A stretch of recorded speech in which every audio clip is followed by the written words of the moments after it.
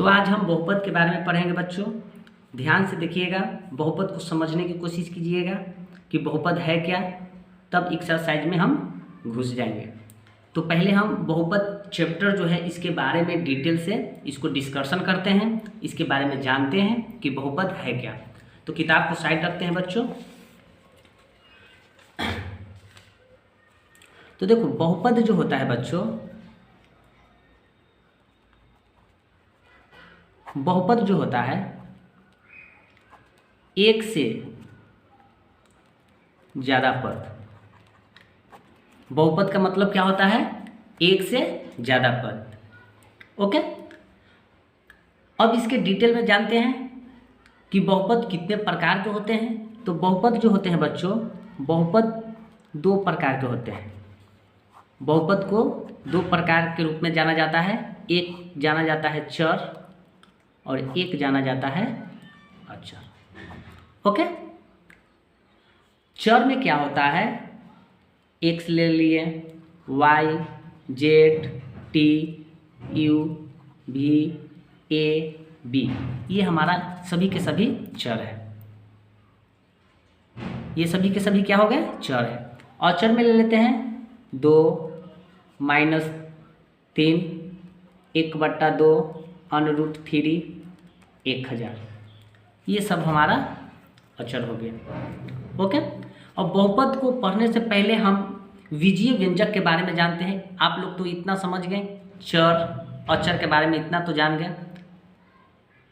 अब जानते हैं विजीय व्यंजक के बारे में कि विजीय व्यंजक क्या है। तो आते हैं अब विजीय व्यंजक में। तो विजीय व्यंजक जो होते हैं बच्चों,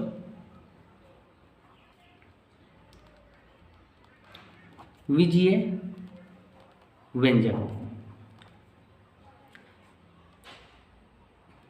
कुछ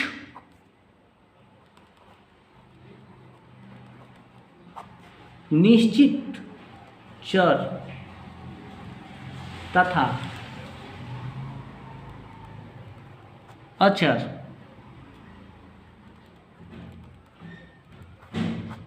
राशियों का योग, अंतर, गुणक, गुणन, भाग इत्यादि के संयोग से बने पद को क्या कहते हैं? विजीय व्यंजक कहते हैं। ओके, विजीय व्यंजक के बारे में जान लेते हैं। कुछ निश्चित चर तथा अचर राशियों का योग, अंतर, गुणन, भाग इत्यादि संयोग से बने पद को विजीय व्यंजक कहते हैं। अब जानते हैं चर अचर। तो चर और अचर जो होते हैं योग के रूप में भी हो सकते हैं, अंतर के रूप में भी हो सकते हैं, गुणक के रूप में भी हो सकते हैं, या भाग के रूप में भी हो सकते हैं विजीय व्यंजक। तो एग्जाम्पल में समझ लेते हैं बच्चों।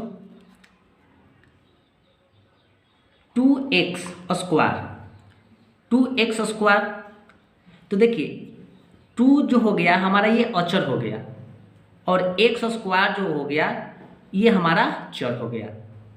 अब ये जो हो सकता है योग के रूप में भी हो सकता है। तो पहले योग के रूप में, योग यानी प्लस के रूप में अगर यहाँ लिख दिया 4x, तो देखिए ये हमारा विजीय व्यंजक जो हो गया योग के रूप में भी हो गया। ओके, एक और एग्जांपल लेते हैं। √3x, ये हमारा √3x है। तो ये हमारा जो हो गया अचर हो गया, ये हमारा चर हो गया। इसको योग के रूप में लिख सकते हैं, अंतर के रूप में यानी घटाव के रूप में भी लिख सकते हैं, गुणा के रूप में भी। तो हम यहाँ पे पहले योग के रूप में जान लेते हैं।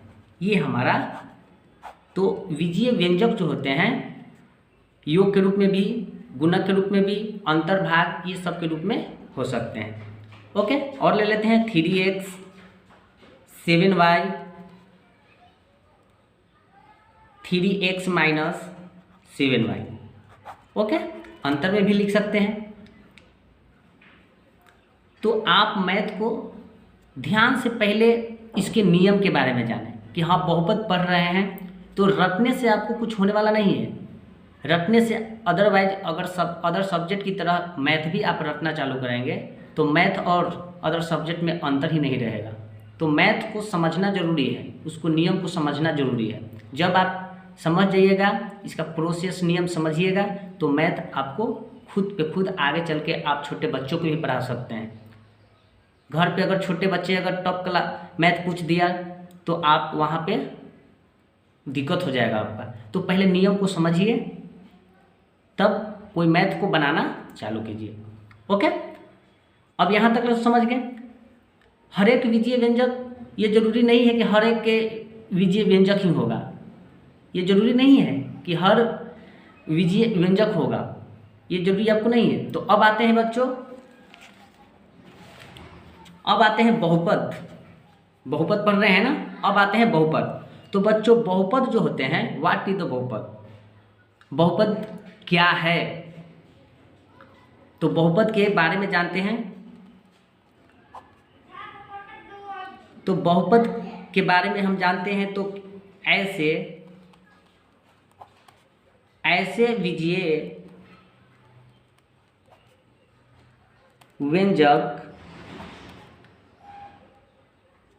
को बहुपद कहते हैं जिसमें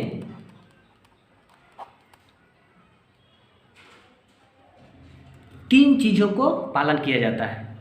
ऐसे विजीय व्यंजक को बहुपद कहते हैं जिसमें तीन चीज़ों को पालन किया जाता है। तीन को चीज़ को क्या किया जाता है? पालन किया जाता है। 1 2 3। अब इसके बारे में जानते हैं तीनों क्या है। फर्स्ट में है बच्चों चर राशि। चर राशि का घातांक। चर राशि का घातांक एक धनात्मक पूर्णांक है। चर राशि का घातांक एक धनात्मक पूर्णांक हो। अब बात समझिए यहाँ पे, धनात्मक यानी प्राकृतिक संख्या। धनात्मक यानी प्राकृतिक संख्या जो प्लस के रूप में हो।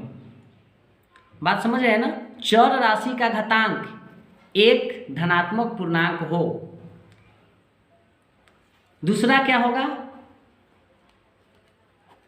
पदों की संख्या निश्चित हो। क्या हो?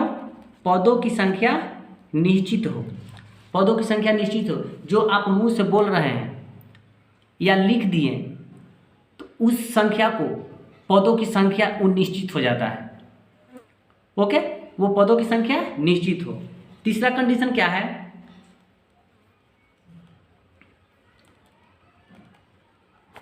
प्रत्येक पद में चर राशि का गुणांक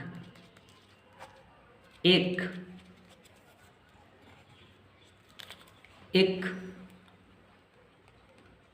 वास्तविक संख्या हो। प्रत्येक पद में चर राशि का गुणांक एक वास्तविक संख्या हो। अब इसके बारे में कुछ एग्जाम्पल जान लेते हैं, तब ये समझ जाएंगे कि ये क्या कह रहा है। आप देखिए, आप इसको नोट बना सकते हैं बच्चों। आप इसका नोट बना सकते हैं, बहुत ही मोस्ट इम्पोर्टेंट है बच्चों। आप इसका नोट बना सकते हैं ताकि आपको दिक्कत ना हो। तो अब देखते हैं बच्चों एग्जाम्पल, इसको समझते हैं पहले। बहुपद जो है तीन चीज़ों को पालन करता है। अब उसको अर्थ समझते हैं। फर्स्ट में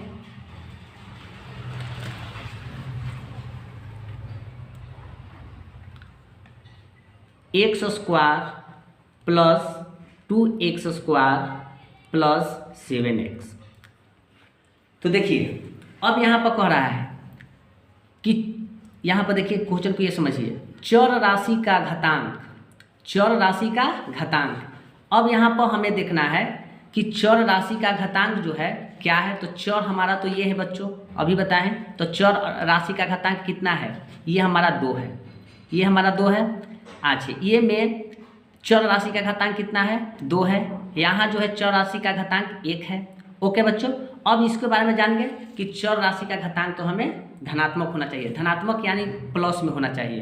तो देखिए ये सारी की सारी ये जो कंडीशन है, ये सारी की सारी प्लस में है, यानी धनात्मक है। अगर यहाँ पर अगर माइनस लिख देते हैं तो ये धनात्मक नहीं होता, ये हमारा चर जो धनात्मक नहीं होता तो ये बहुपद के रूप में नहीं आता। ओके बच्चों, तो यहाँ पर ये कंडीशन कह रहा है कि चर राशि का घातांक एक धनात्मक पूर्णांक होना चाहिए। तो देखिए सभी के सभी यहाँ पे है, चर का घातांक ऊपर 2 है, ये में चर का घातांक 2 है, यहाँ चर का घातांक क्या है, 1 रहता है। ओके बच्चों, तो आप यहाँ तक ले तो समझ गए कि ये चर का घातांक हमें कंडीशन, ये पूर्णांक जो हमें ये बहुपद के रूल में आ रहा है। अब यहाँ पर देखिए सेकेंड स्टेप में आते हैं। सेकेंड में आते हैं पदों की संख्या निश्चित हो। तो देखिए पदों की संख्या निश्चित है, 1 2 3, ये 3 गो पद है, ये पदों की संख्या निश्चित है। ओके, अब आते हैं थर्ड में, प्रत्येक पद में चर राशि का गुणांक एक वास्तविक संख्या होना चाहिए। तो वास्तविक संख्या क्या होता है, तो देखिए यहाँ ये चर है, चर का गुणांक जो है यहाँ 1 छिपा हुआ रहता है। इसका चर का गुणांक कितना है, यहाँ पर 2 है, और यहाँ चर का गुणांक क्या है, यहाँ पे 7 है। यानी ये तीनों कंडीशन को फॉलो कर रहा है। ये हमारा फर्स्ट, सेकेंड और थर्ड, ये तीनों कंडीशन को ये हमें फॉलो कर रहा है। ये हमारा क्या है, तो ये विजीय व्यंजक है, ये हमारा बहुपद है, तो ये हमारा बहुपद हो जाएगा। ओके बच्चों, आप समझ गए ना। थर्ड में चलते हैं, सेकेंड में चलते हैं बच्चों, चाहे एक और एग्जाम्पल इसमें लेके चलते हैं। x² minus 1/x। अभी पहले समझते हैं इसको, और एग्जाम्पल बताऊंगा, बहुत सारा एग्जाम्पल बताऊंगा ताकि आप लोग को कंफ्यूज ना हो। तो देखिए यहाँ पर बहुपद जब भी होता है बच्चों, तो बहुपद जो होता है हमें फर्स्ट कंडीशन क्या कह रहा है कि प्रत्येक जो घातांक के एक देखिए घातांक एक क्या होना चाहिए, धनात्मक होना चाहिए। तो देखिए ये हमारा जब भी बहुपद जो होता है वो बाटा के रूप में आपको कभी नहीं होगा। तो देखिए ये हमारा फॉलो कर रहा है, बट ये हमारा फॉलो नहीं कर रहा है क्योंकि ये बाटा के रूप में है, तो ये हमारा बहुपद नहीं हो सकता है, ये हमारा बहुपद नहीं हो सकता है। ओके, और वो जो होना चाहिए जब भी बहुपद होता है कि धनात्मक जो होना चाहिए, धनात्मक पूर्णांक होना चाहिए। ओके, तो ये हमारा बहुपद नहीं है। चलिए थर्ड को जान लेते हैं और उदाहरण ले लेते हैं। 2x² माइनस x प्लस ये 7, ये हमारा बहुपद है या नहीं है। अब इसको बारे में जानते हैं। तो देखिए ये सारी की सारी कंडीशन को ये फॉलो कर रहा है, तीनों कंडीशन का ये फॉलो कर रहा है। अब देखिए यहाँ पर समझते हैं, ये तीनों कंडीशन का, चर का भी, पदों का भी, प्रत्येक पद में चरों की राशि का गुणांक का भी वास्तविक होना चाहिए, ये तीनों कंडीशन फॉलो कर रहा है। कैसे कर रहा है, तो देखिए फर्स्ट में जो है x जो चर है उसका घातांक जो है 2 है, यहाँ x का घातांक यहाँ 1 छिपा रहता है, और ये हमारा चर भी है। तो देखिए यहाँ पर तीनों की तीनों कंडीशन को ये फॉलो कर रहा है, ये हमारा बहुपद है। ओके, ये हमारा बहुपद है। एक और उदाहरण में ले लेते हैं बच्चों, √3x² plus 7x plus 1/x²। तो देखिए ये हमारा पता चल गया कि ये बहुपद नहीं है, क्योंकि बहुपद जो होता है बाटा के रूप में नहीं होता है। तो देखिए यहाँ पर √3x² ये तो सही है, यहाँ तक ले भी सही है, बट यहाँ 1 जो है x² है, तो ये हमारा बहुपद नहीं है। आई होप कि आप यहाँ तक समझ गए होंगे।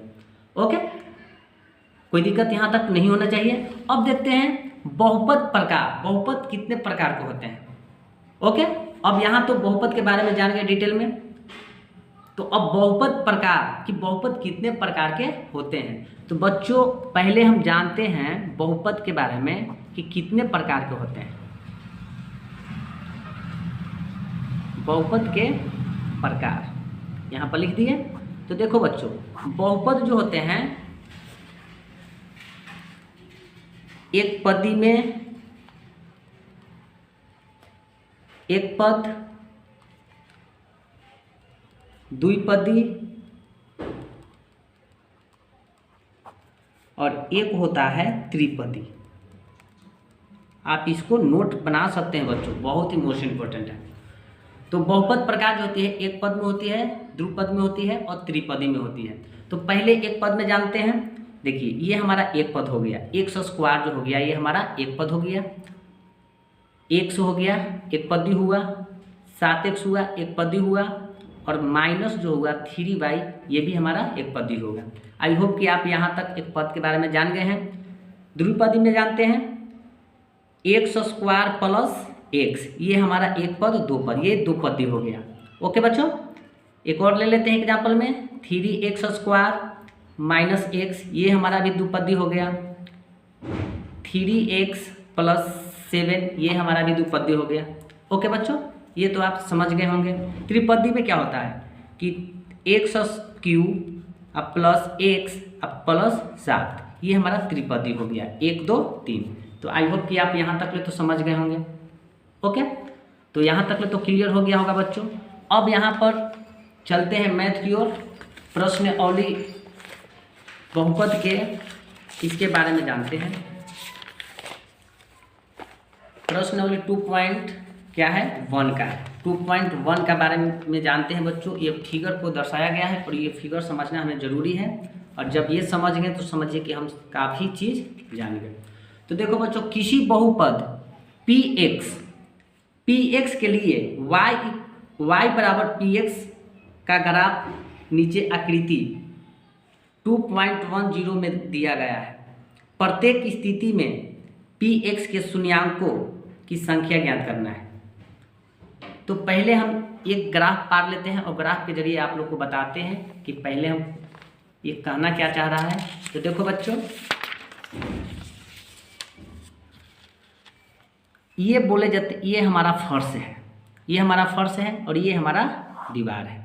ओके, ये हमारा दीवार है, ये हमारा फर्श हो गया, ये हमारा दीवार हो गया।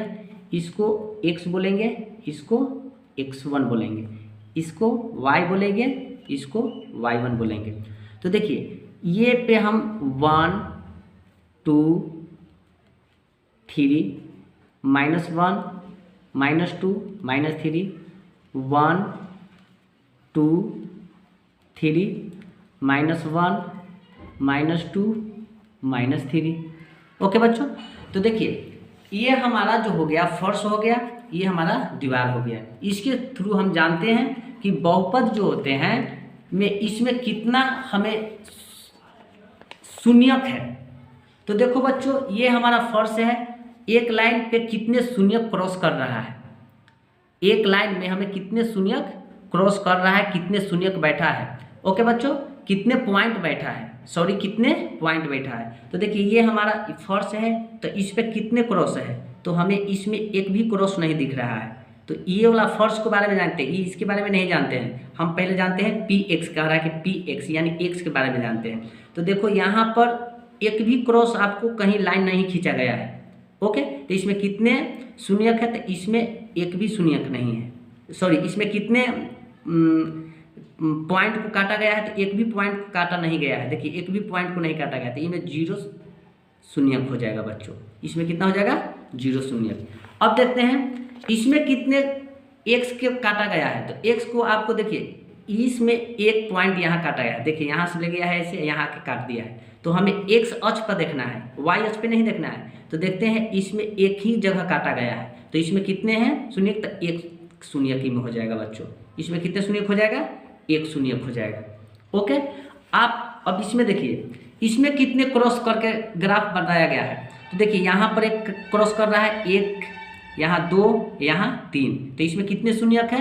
तो जहाँ जहाँ ये काट रहा है तो वहाँ देखना है, y अक्ष पे नहीं देखना है, इस पे नहीं, ये फर्श पे देखना है। तो एक क्रॉस करा यहाँ एक क्रॉस किया और एक क्रॉस यहाँ किया, तो इसमें 3 शून्यक है, तो यहाँ हम 3 शून्यक लिख देंगे बच्चों।